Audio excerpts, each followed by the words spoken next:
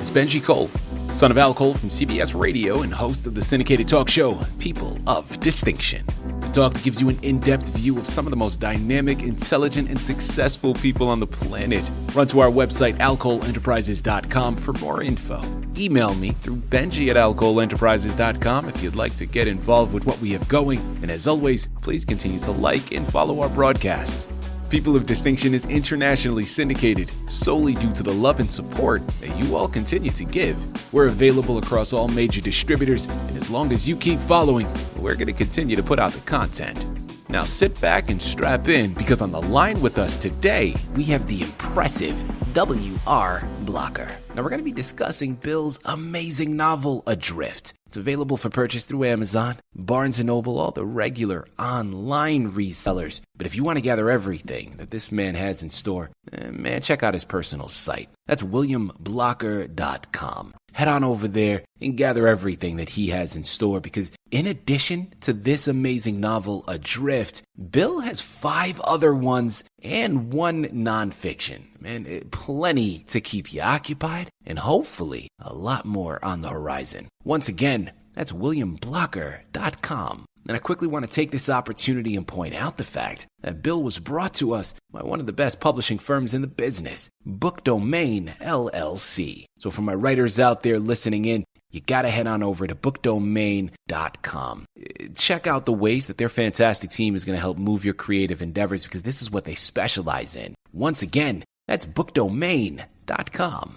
And people, it is a pleasure to have Bill here on the line. His novel, Adrift, man, it's going to keep you at the edge of your seat, all right? You might be drifting a little bit as well, because this is a roller coaster of a ride and you're going to go back and forth. But beneath this pulse-pounding action, there lies a pretty profound question. When we're stripped of wealth, of status, and safety, what remains of our humanity? It's a great question, because if we were stripped of all of it, what is left? See, this riveting tale where a fake engagement collides with violent betrayal, it forces its characters to confront prejudice, survival, and even unexpected love. Let's get it started. Bill, first and foremost, welcome to People of Distinction, and thank you very much for being a guest with us, man. How you doing today? I'm doing fine. Thank you for having me. Absolutely, Bill. Listen, before we go into this amazing novel, tell us a little bit more about yourself and your background. I'm a Navy brat. My father was a naval admiralty lawyer, so we moved around a lot. I'm one of 7 children. I'm number 3, 2 older sisters, 2 younger sisters, 2 younger brothers. I graduated from high school in Northern Virginia, went in the Navy 4 years, got out, went to college in Missouri, which is about as far away from the ocean as I could get. Then spent a career as a reporter and editor on small to medium-sized newspapers. And when I retired, my wife got me into writing a history of the Holocaust of survivors, which she had dreamed of doing. And after that, I just kept writing novels. So I'm always fascinated about humanity, about people, what makes people kind, what makes them cruel. You know, life is both beautiful and ugly at the same time sometimes. So it fascinated me, and in all my books, I explore different aspects of it. You know, Adrift starts with the cruelty of life, and then the search for justice, and into the humanity of it. Well, listen, Bill, without further ado, tell us more about your novel, Adrift. It involves a guy who has a friend who's gay, who has very rich parents, but she's actually engaged to another woman, but she asked her friend, who happens to be a Muslim American, to come with her on this cruise in the Caribbean, because she figures that if they can survive or get over the fact they think this guy's her fiance, because they are prejudiced not against Muslim Americans per se, but against anyone who isn't wealthy, white, and Christian.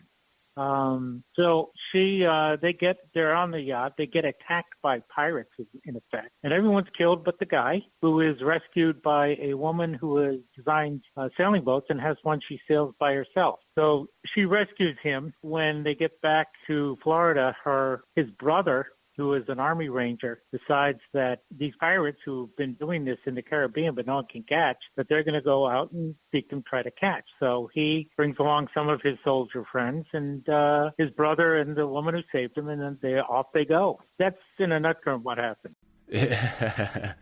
I'm curious now because, of course, the yacht attack is pivotal here. Not only because it of course heightens the stakes, but it really strips away these societal facades, right? This class differential, wealth, status, even civility. Well, in your research, or maybe even in your imagination, what surprised you most about how people truly react in life and death situations? Oh, people react in a very unpredictable ways. The victims, all of them except for the one survivor, killed right off. So there's terror, there's fear, there's confusion. And there's a common humanity, if you will, in the fact that even the lowest member of the crew of this yacht is treated the same way as the two rich parents. We're all the same when it comes down to that elemental problem of survival, of fear, facing danger. Wealth does not necessarily protect anyone. It can to an extent in a organized society, but when you are exposed to just chaos, then wealth does not protect you, nor does anything else really, except your ability to survive. Talk to us about that writing process, delving into each one of these characters and how they view the world. Were there any particular interesting things that stood out while you were writing it that you found really compelling?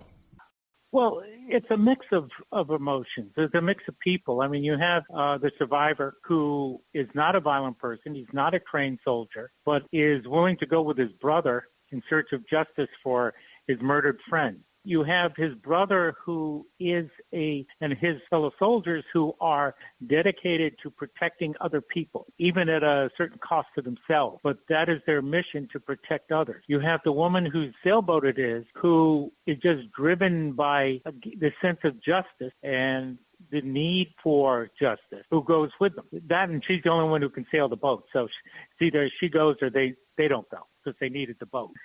So it also, deals with the survivor and the woman who form a very deep relationship through shared experience, through danger, but also just through their common humanity that they find with each other. Even though they're of different religions, different backgrounds, it does not keep them from uniting, if you will. Mm-hmm. That's an interesting place that I wanted to go next, and I'm glad you brought up the relationship aspect. Because, of course, as I mentioned, this is not just a high-stakes thriller. There is that romance added in. Well, curiosity, do you think that they would have been able to find love amongst one another had they not been in such a volatile situation? Well, they wouldn't have known each other except for that volatile situation. Now, she saves him from dying, drifting around in the Caribbean. That's how they meet. So, she's from Florida. He's from New York. She designed boats. He's an architect. There was no common ground, if you will, for them to meet. Their families didn't know each other.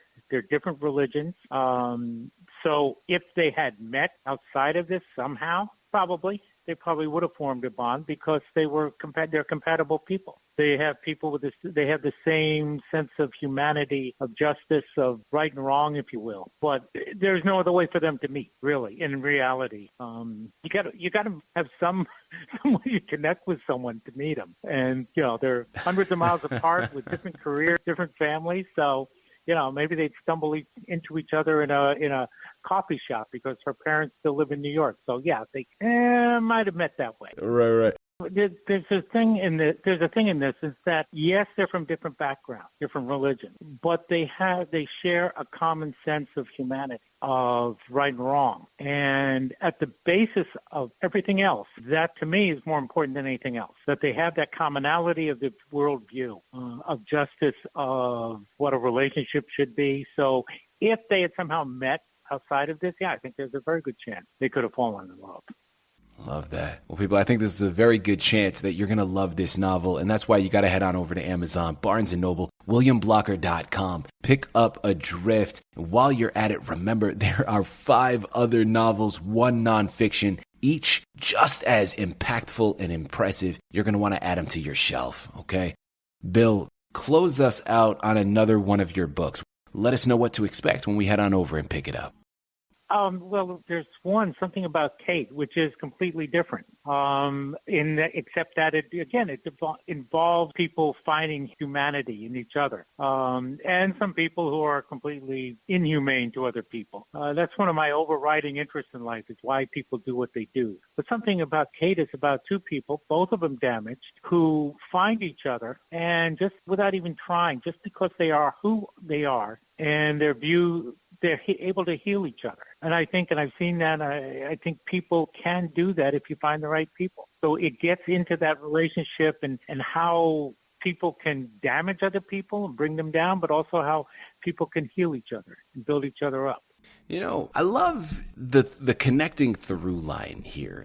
You know where you got to go. It's Amazon, it's Barnes & Noble, it's WilliamBlocker.com. It starts with The Drift, but there are a lot of other ones that you're going to want to pick up as well. Head on over there today. Get lost in these magnificent novels. Bill, this has been a true pleasure, man, an absolute delight. Thank you once again for being a guest on People of Distinction. Oh, thank you. I appreciate the opportunity.